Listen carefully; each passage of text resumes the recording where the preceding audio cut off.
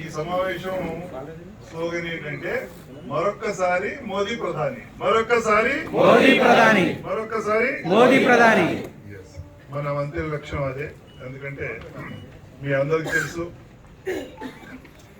ఈరోజు భారతీయ జనతా పార్టీ నరేంద్ర మోదీ లాంటి నాయకుడు దొరకడం నిజంగా మన అందరి అదృష్టం. ఈ రోజు నరేంద్ర మోదీ గారు భారతీయ జనతా పార్టీని, భారతదేశాన్ని ఎక్కడికి తీసుకెళ్లారంటే, ఇంతకు ముందు మన వాళ్ళు ఏం చెప్పుకునే వాళ్ళు అంటే, ఏ దేశంలో అయితే గంగా ప్రవహిస్తుందో ఆ దేశంలో నేను పుట్టానని చెప్పేవాళ్ళు. ఇప్పుడు ఏం చెప్తాం తెలుసా? ఏ దేశంలో నరేంద్ర మోదీ పుట్టాడో ఆ దేశంలో నేను పుట్టానని చెప్పాను. ఆ లెవెల్కి తీసుకెళ్లారు వారు. నిజంగా దైవాంశ సంభూతుడు, అందులో అనుమానం లేదు. ఏ పని చేసినా ఎప్పుడైతే ఒక స్లోగన్ మొదలు పెట్టాడో సబ్కా సాత్ సబ్కా వికాస్, అక్కడి నుంచి ఈ రోజు పివి నరసింహారావుకు భారత రత్న ఇచ్చేంత వరకు కూడా మామూలు వ్యవహారం కాదు.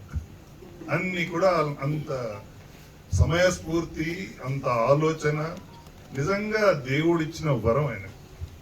కాబట్టి ఆయన గురించి మనం ఏం చేసినా తక్కువలేదు. అందుకే ఈరోజు మనందరం ఇక్కడికి కూడా మనందరినీ ఏకదాటి మీద తీసుకురావడానికి కారణం మోదీ. భారతీయులందరినీ ఏకదాటికి తీసుకురావడానికి ఈ రోజు రామాలయం ఎలా పనిచేస్తుందో అయోధ్యలో, ఆ విధంగా నరేంద్ర మోదీ గారు కూడా మనకు పనిచేస్తున్నారు.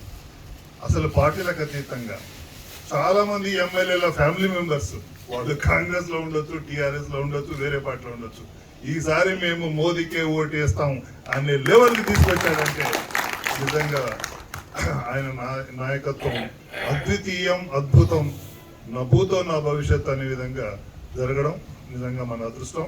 అయితే ఈసారి యాక్చువల్ గా మరొకసారి మోదీ సర్కార్ అనేది మొత్తం యావత్ భారతదేశం యొక్క నినాదం. కానీ ఈసారి తెలంగాణలో కూడా, మహబూబ్నగర్ లో కూడా మోదీ సర్కార్ అనేది మన నినాదం. అయితే మీ అందరికి తెలుసు, మీడియా తర్వాత వాట్సాప్లు ఇవన్నీ నడుస్తూనే ఉన్నాయి. చాలా మంది మన తరతరాలుగా మనకి ఏమొస్తుందంటే, ఒక ఎమ్మెల్యే కొడుకో, లేకపోతే ఎక్స్ ఎమ్మెల్యేనో, లేకపోతే వాళ్ళ బ్రదర్ ఎమ్మెల్యేనో, లేకపోతే ఎంపీనో అలా ఉంటే తప్ప వీళ్ళు టికెట్కి అర్హులు కాదనే రోజుల నుంచి మనం మెల్లిమెల్లగా బయటపడుతున్నాం. రాజస్థాన్ సీఎం ఎవరంటే సింగిల్ బెడ్రూమ్ ఉన్న మనిషి సీఎం అయిపోయాడు ఇప్పుడు. అవునా కదా?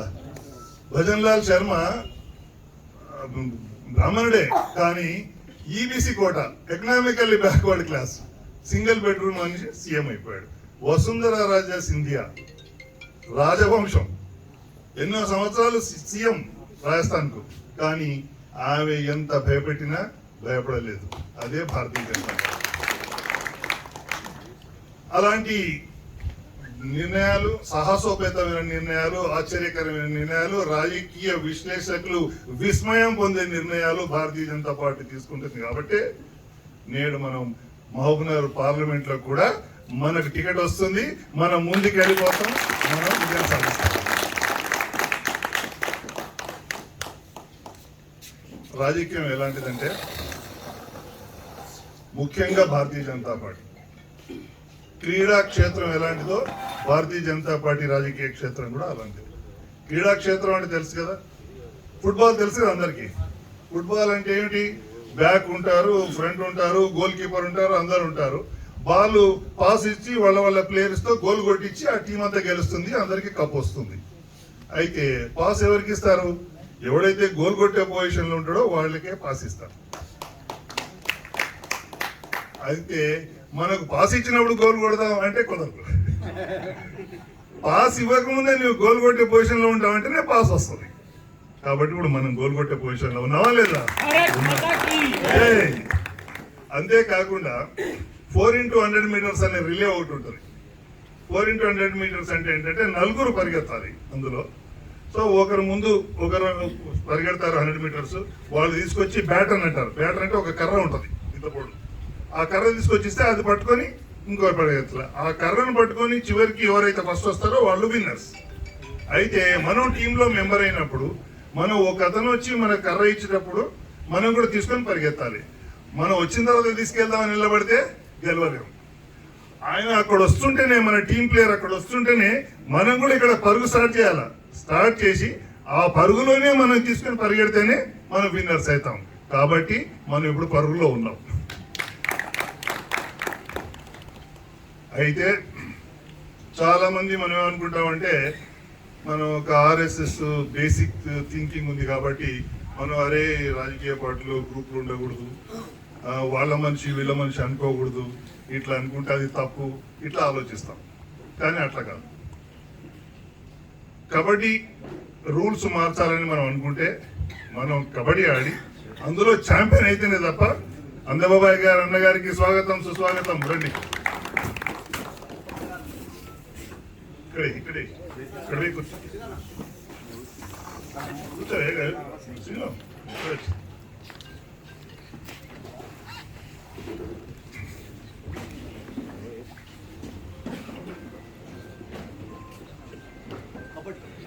కాదు, గ్రూపులు.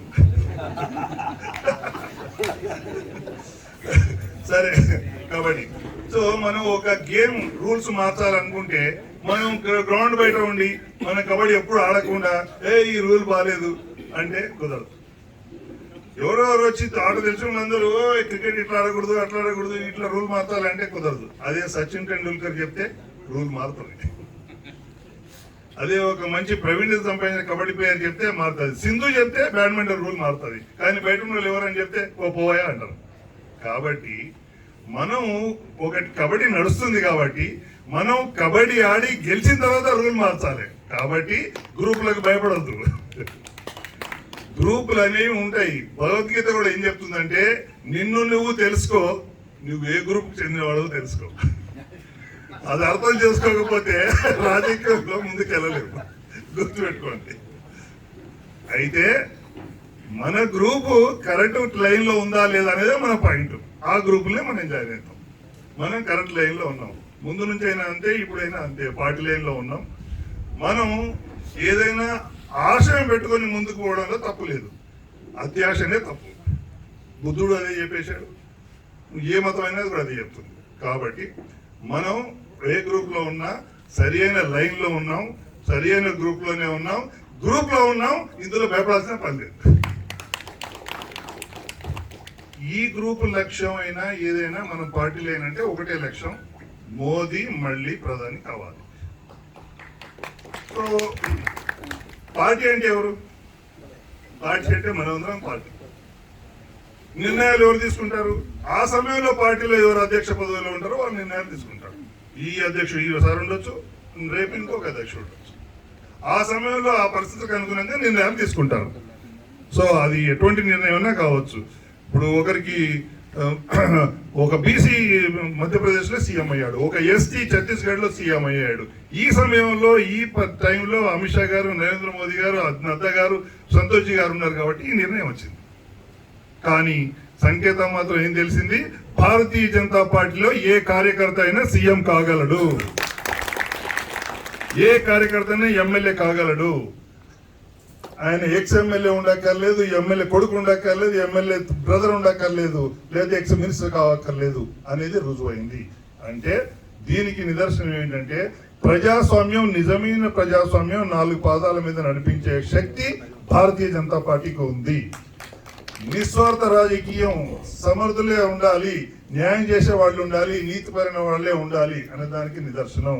ఈ రోజు మనకు రాముడు ఎందుకు ఆదర్శవంతుడంటే, ఎన్ని కష్టాలు వచ్చినా కూడా తన ధర్మాన్ని విననాడకుండా ధర్మం ప్రకారం నడిచాడు కాబట్టి 10,000 సంవత్సరాల తర్వాత కూడా మనకు రాముడు దేవుడు. నరేంద్ర మోదీకి ఎందుకు ఇంత ఆదరణ అంటే, నిస్వార్థమైన రాజకీయం, నిజమైన నీతివంతమైన సుపరిపాలన. కాబట్టి నరేంద్ర మోదీ గారు ఈరోజు మనకు ఆదర్శం.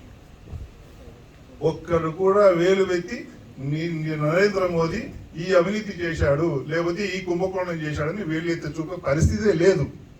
ఇప్పుడే స్టేజ్ ఉందంటే నిజంగా నరేంద్ర మోదీ చేసినా ఎవడు నమ్మడు. ఆ లెవెల్కి ఉంది. యోగి అయినా అంతే. ఎందుకంటే ముందు కారణం చూస్తారు కదా, భార్య పిల్లలు లేని వాళ్ళు ఏం చేస్తారు, వీళ్ళు ఏం చేయరని తెలిసిపోయింది అంతే. కాబట్టి అలాంటి దాంట్లో ఉన్నప్పుడు మనం చాలా స్వేచ్ఛగా, నిర్భయంగా ఉండాలి అని అర్థం. అందుకే నరేంద్ర మోదీ గారు ఏం చెప్పారు అంటే, మనం బ్రిటిష్ వాళ్ళ చేత పరిపాలించబడ్డాం, మొఘలుల చేత పరిపాలించడం అంటే ముస్లిం వాళ్ళ చేత పరిపాలించడం కాబట్టి మనకి ఇంకా కొన్ని బానిస మనస్తత్వ అవలక్షణాలు, నీడలు, జాడలు మిగిలిపోయి ఉన్నాయి. కాబట్టి వాటిని విడనాడడానికి ప్రతిజ్ఞ చేయండి అంటున్నాడు నరేంద్ర మోదీ గారు.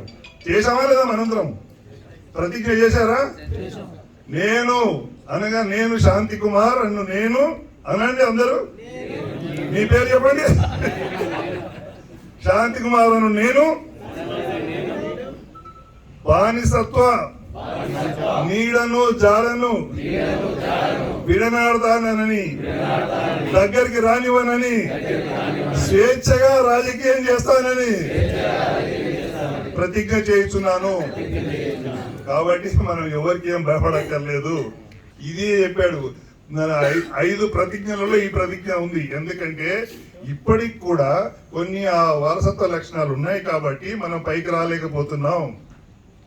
కాబట్టి సబ్కే సాత్ సబ్కా వికాస్ ఎప్పుడవుతుందంటే అందరూ నిర్భయంగా ప్రశ్నించగలిగినప్పుడే. కాబట్టి ఈ రోజు మనం ప్రశ్నించగలగాలి. మనది రాజకీయ పార్టీ, మనది ధార్మిక సంస్థ కాదు, మనది ఆర్ఎస్ఎస్ కాదు.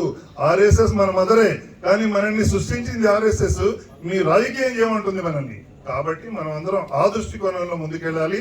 ఇప్పుడు ఆ దృష్టికోణంలోనే, ఆ లైన్లోనే మనం ఉన్నాం, ఆ గ్రూప్ లోనే మనం ఉన్నాం. మనం తప్పకుండా విజయం సాధిస్తాం. భారత్ మాతాకి, భారత్ మాతాకి, భారత్ మాతాకి. సో మనందరం ఇక్కడ కలవడానికి ముఖ్య కారణం ఈ సైన్యం. నాకు కూడా నిన్ననే చెప్పారు, సార్ మీకు ఒక ఇన్విటేషన్ ఉంది అన్నారు. ఏం ఇన్విటేషన్ అంటే మనం ఒక రిసార్ట్ చూసాం, అక్కడ మనం అందరం కలిసి భోజనం చేయాలన్నారు. ఓ చాలా సంతోషం అన్నారు. తర్వాత చూస్తే మొత్తం 7 నియోజకవర్గాల్లో లిస్టు తీసి వీళ్ళందరూ పిలుస్తున్నామని చెప్పారు. నా ఒక్కడికి అనుకున్నాను కదా అన్నారు. కాదు కాదు సార్ అందరూ ఉన్నారు అన్నారు. ఓ ఇంకా చాలా సంతోషం, కానివ్వండి అని చెప్పారు. సో మీరందరూ ఈ సైన్యం యొక్క రిక్వెస్ట్ ని విని స్పందించి వచ్చినందుకు నాకు నిజంగా చాలా ఆనందంగా ఉంది. కాబట్టి ఇక తదుపరి కార్యక్రమం ఏంటో వాళ్ళు చెప్తారు. నా ఉద్దేశంలో అయితే భోజనం తప్ప ఇంకేమీ లేదు. మరి వాళ్ళు ఏమంటుంటే అది అన్నిటి కూడా మనం మనస్ఫూర్తిగా స్వేచ్ఛగా బానిస మతతత్వం విడనాడి మీరు ఎంజాయ్ చేయాలని కోరుతున్నాను. భారత్ మాతాకి, భారత్ మాతాకి. మరొక్కసారి మోదీ సర్కార్, మోదీ ప్రధాని. మరొక్కసారి మోదీ ప్రధాని, మోదీ ప్రధాని. మరొక్కసారి మోదీ ప్రధాని. జై శ్రీరామ్, జై శ్రీరామ్, జై శ్రీరామ్, జై శ్రీరామ్. Over to Pratap Reddy.